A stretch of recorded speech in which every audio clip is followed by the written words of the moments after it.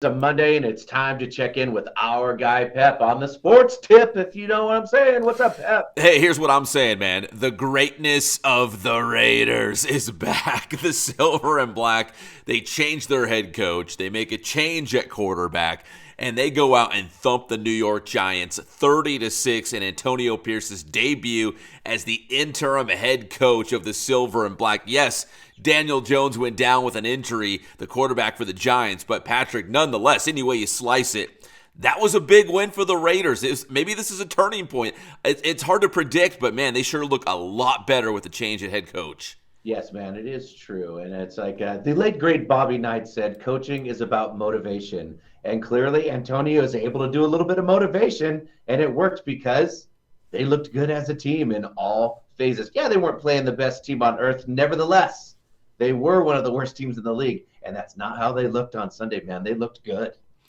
Yeah, I was surprised. I'm kind of surprised that they won, and I'm kind of surprised at the way they won, 30-6. But now we're hearing more details about the end of the Josh McDaniels era with the Raiders. It looks like it was ugly. There wasn't a lot of respect from the other coaches or the players for him. He obviously lost the locker room, and these guys weren't going out there and maybe playing their hardest for him. And it was evident the Raiders aren't a bad team. No. And like you said, there was the story that came out, speaking of the locker room, where the players were begging McDaniels to change, and he wouldn't change. And so that's what happened. And listen, it looks like Mark Davis makes a good decision where he listened to his players and was like, McDaniels, you got to go. And it certainly, at least right off the bat, looks like it was a good decision. Yeah, obviously it's a one game sample size, right? So there's not a lot to look at. But Antonio Pearce, maybe he's making a case to be the head coach going forward. He doesn't have a ton of coaching experience, especially head coaching experience. We mentioned last week he was the head coach at Long Beach Poly High School not too long ago. So here he is coaching an NFL team, but he wins his debut. So obviously he's doing something right. And then even his coaching decisions, listening to his coaches maybe like, hey, Jimmy G, you're on the bench. Kid, you're in. And even that looked good. Yeah. Yeah, he was pushing all the right buttons. So can the Raiders keep it up? We're going to find out. But it was still a pretty good debut for Antonio Pearce as the head coach of the Raiders. Definitely. All right, Patrick, there's a couple teams in the NFL that look really good right now. The Ravens, one of them, they hammered Seattle. The other team right now, the Bengals, are coming on strong. They picked up a big Sunday night win against the Bills. So if I was looking across the NFL about teams who are really coming on strong right now, Baltimore and Cincinnati, same division. Those teams look pretty good. They're not the Philadelphia Eagles, who have the best record in the NFL. They're not the Chiefs, but keep an eye on the Ravens and the Bengals. Right. They took on a couple of tough teams. Seattle was a rising team and doing very well. And they looked like they were a JV team. They did look tough. I was going into that game thinking, man, if we can, win this game, then we're in business. It looks like we're not in business. And Lamar Jackson deserves credit. I don't care what anybody says. Of course, he leads the league in rushing for quarterbacks, but his throwing is so much better. He looks amazing. Yeah, I think a lot of teams discounted Lamar Jackson already, and the Ravens for that matter, in terms of who's some of the better teams.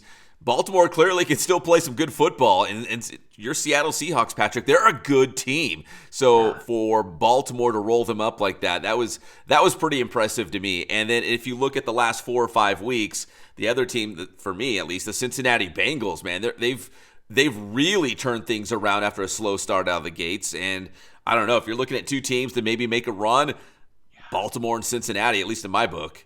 There's no doubt about it. Their defenses are tough, and it goes to show you, Lamar and Joe Burr, as my kids love to say, they show what a great quarterback can do. They look great, both of them. Dude, if anything else, we know this. You need a great quarterback to win in this league, and both teams have some great quarterbacks there. Yeah. Speaking of QBs, man, the Rams are having some issues right now at quarterback. Matt Stafford did not play yesterday against the Green Bay Packers. He's got a ligament injury in one of his thumbs, so they went to Brett Rippon. Just not the same offense with Brett Rippon in at quarterback as they stumbled. In fact, they only scored a field goal in that game. They lost 20-3 against a Green Bay team that's really not that good this season. So that was a bad loss for the Rams. And I mean, that makes Antonio Pearce even look better. I Yeah. mean, look at Sean McVay. We know he's a great coach. He goes to the kid and it doesn't work out. And Antonio Pearce went to the kid and it did. I mean, there could be something there. Yeah, I mean, Antonio Pierce, maybe the guys for the Raiders just decided to rally and rise up for him, and, Yeah. and maybe from here they'll lose 5 or 6 in a row. Who knows? But it was a real good showing there, and shows that sticking in Aiden O'Connell as the quarterback, it was the right move. And for the Rams, maybe this pointed out that they need to find a strong backup, or maybe the heir apparent to Matt Stafford, because Stafford, he's not going to play for forever. And if the Rams, who have a pretty good offense with Cooper Kupp and Puka Nacua now, they're pretty young and they're really good, but what's the future going to look like, after the Matt Stafford era?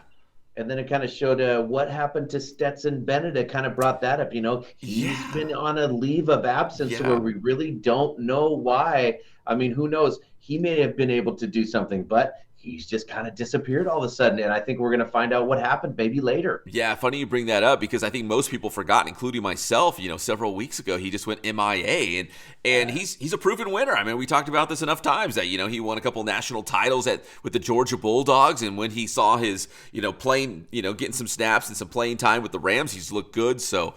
But yeah, so if he's back, maybe he is the answer going forward. But if not, the Rams definitely need a solid backup, and maybe the heir apparent to Matt Stafford going forward. So Yes. let's talk some college foosball over the weekend. Man, the Washington Huskies still in the hunt for the college football playoff as they rout USC 52-42. USC, man, it was all bad. USC drops out of the AP top 25. And they fire, finally, to a lot of people's, they were calling for. So a lot of people are finally happy this morning. Alex Grinch, the defensive coordinator, fired after giving up 52 to the Huskies. And it was a hardcore shootout as you go, but Pep's been saying it all season long. You could see where UW actually had a defense. And then when you get to the end of the game, lots of emotion pouring out of Caleb Williams. Yeah. And a lot of people, were like, oh my goodness, he's crying. First of all, that's his mother. And you know how moms can be. There's nobody closer to you than your mother, or nobody your biggest fan as your mom. But also you have to understand, all his hopes and dreams, everything he's been working so hard for, kind of dissolved right in front of him in that game. The playoff, Yeah. the Heisman run again, all that kind of went away. I think it's cool that he cares that much. And then on the other end of the game, number 4 on the Washington Huskies, his name is Zion. I can't remember. It's Zion Tupolu Fatui. Yeah. He lost his father last week. Yeah. A really emotional hug with Coach DeBoer of the Huskies. Lots of tears and emotion going on after that game. It was heart-wrenching. Oh, it was a significant game, and like you said, a lot of emotion on both sides of the football. The Washington Huskies star player losing his father earlier in the week. And you're right, Caleb Williams, he saw everything go away in that game. Like, you're right. I mean, Pac-12 title probably, the national playoff, Heisman Trophy, all that stuff. And, not that I'm predicting that he's going to sit out the rest of the season because there's nothing to play for. But obviously, if you're at USC and you're Caleb Williams, you want to be playing some meaningful games in the month of November and going into possibly a bowl game in December or January. Now, it's all gone. I mean, the Washington Huskies are in the driver's seat. They've got a tough stretch actually coming up to finish out the year, but they're in the driver's seat to represent the Pac-12 in that college football playoff. At least it was a good game, too. It's not like USC got blown out. Yeah. No, it was a shootout, but again, it goes back to, if you play with fire, you're going to get burned, and they just could not stop anyone on defense, and it finally caught up to them the last couple of weeks. So USC making some big changes there. And finally, Patrick, as we talk a little basketball, big change with the LA Clippers tonight. James Harden will make his Clippers debut on the road at the New York Knicks. So we'll see what this is going to look like with Harden on the court with those other star players for the Clips. Yeah, this is the kind of thing we get to see how he fits, right? And speaking of no defense, we'll have to see how that all works out. I think clearly we know he can score. And, you never know. he kind of seems like he makes trouble in every spot he goes, but we'll see. This could actually work. It's always possible. There is some hope, at least. Yeah, he seems high maintenance, but if they can get it to work, then they're going to be one of the teams to beat it out west. But yeah, how's that going to look on the court with him and Russell Westbrook? Or maybe they play with different units. Maybe they're not on the floor at the same time. I don't know. I don't know what that's going to look like. We're going to find out tonight when they play at the Knicks. Maybe a little spark off the bench. We'll never know. When we talk to our guy Pep on Thursday, we'll be able to catch up on what went down. Pep, tell them how to get your stuff. It's all going down right now on Inland Sports, Instagram, Twitter, Facebook, Inland Sports on the old YouTube channel. That's Inland Sports. Thanks, Pep.